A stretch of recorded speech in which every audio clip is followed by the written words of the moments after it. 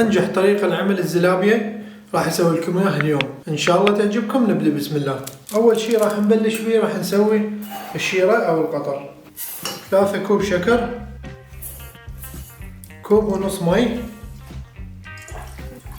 ليمون دوزي أو حامض الليمون حبات قليلة جدا، وراح أذبها على النار لحد ما تكمل. هسه نجي تخميرة عجينة الزلابية.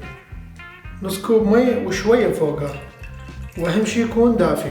ملعقة كوب خميرة، كذلك شكر ملعقة كوب. راح أضيف ربع كوب من الطحين، هذا نص الكمية. أنا مسوي كمية قليلة، يعني راح أسوي نص كوب بس.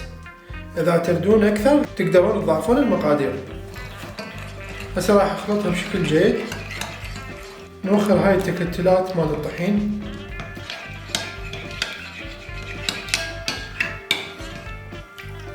هسه راح أغلفها حتى ما يدخل لها هواء، ونخليها تتخمر فد ساعة أكثر. هسه هاي صارت جاهزة تقريبا بعد ساعة وشوية. هسه راح نرجع نكمل بقية الكمية مال الطحين والنشا. هذا ربع كوب طحين، وهذا نص كوب نشا، واكيد ما ننسى رشة ملح خفيفة حتى تعدل الطعم.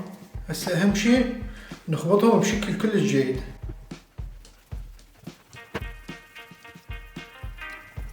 بعد ما تمازجت بشكل جيد راح يصير هذا قوامها، شبه العلاج يعني اذا تشوفوه.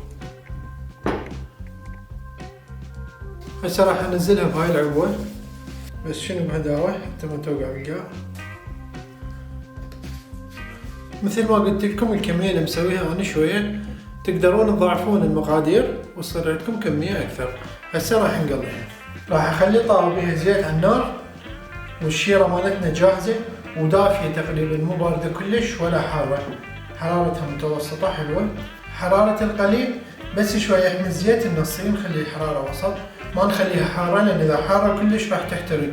هسه راح نقول بسم الله ونبلش تقلى.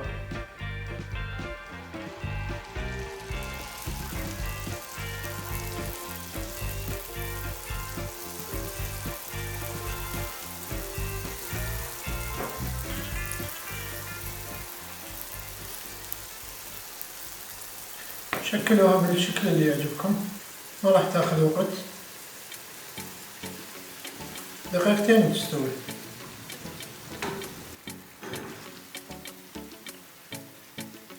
هيجي كلش كافي. صار لونها بشكل هيجي اللون. هذا الشيرة هي حارة.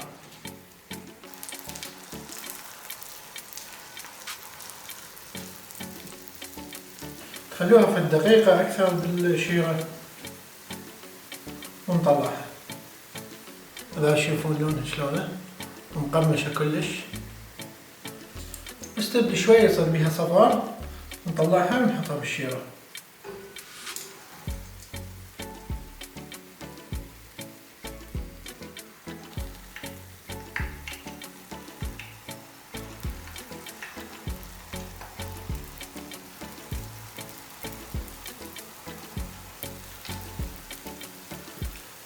شكلوها بالحجم والشكل اللي يعجبكم.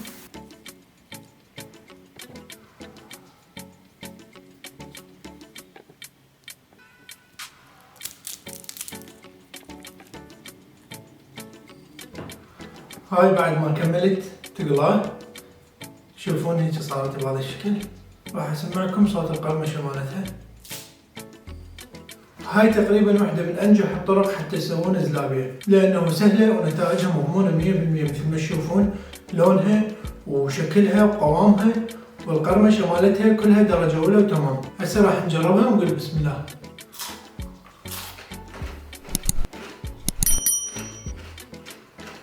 سمعوا القرمشة والطعم خرائف ورهيب.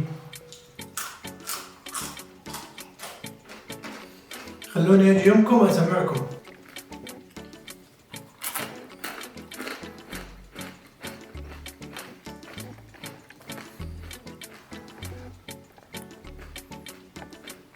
والف عافية.